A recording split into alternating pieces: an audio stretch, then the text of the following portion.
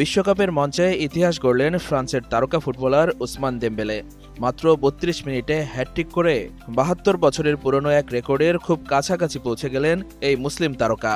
সেই সাথে ১৯৯৪ সালের পর প্রথমবারের মতো কোনো ফুটবলার বিশ্বকাপের প্রথমার্ধেই হ্যাটট্রিক করলেন। বস্টনে গ্রুপ পর্বের শেষ ম্যাচে নরওয়ের বিপক্ষে শুরু থেকে আগুন ঝরান দেমবেলে। ম্যাচের ৭, ২০ এবং ৩২ মিনিটে তিনটি দুর্দান্ত গোল করে পূর্ণ করেন নিজের বিশ্বকাপ ক্যারিয়ারের প্রথম হ্যাটট্রিক। ১৯৫৪ সালের পর বিশ্বকাপের ম্যাচে শুরু থেকে এত দ্রুত আর কেউ হ্যাটট্রিক করতে পারেনি।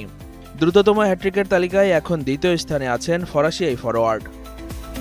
সঠিক প্যাড আর সঠিক তথ্য দিয়ে এসো সামলে নিব এক হয়ে মোনালিসা স্যানিটারি ন্যাপকিন। আরও অবাক করা বিষয়, বিশ্বকাপে নিজের প্রথম ১২ ম্যাচে কোনো গোলে ছিল না দেমবেলের, কিন্তু গোলখরা কাটানোর পর টানা ২ ম্যাচেই গোলের দেখা পেলেন তিনি। ইরাকের বিপক্ষে প্রথম গোলের পর এবার এক ম্যাচেই করলেন ৩টি গোল।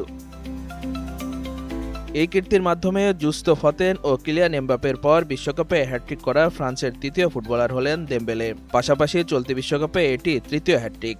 দেমবেলের দুর্দান্ত পারফরম্যান্সে নরওয়ের বিপক্ষে ৪-১ গোলের জয় পেয়েছে গতবারের রানার্স আপরা। সঠিক প্যাড আর সঠিক তথ্য দিয়ে এসো সামলে নিব এক হয়ে মোনালিসা স্যানিটারি ন্যাপকিন।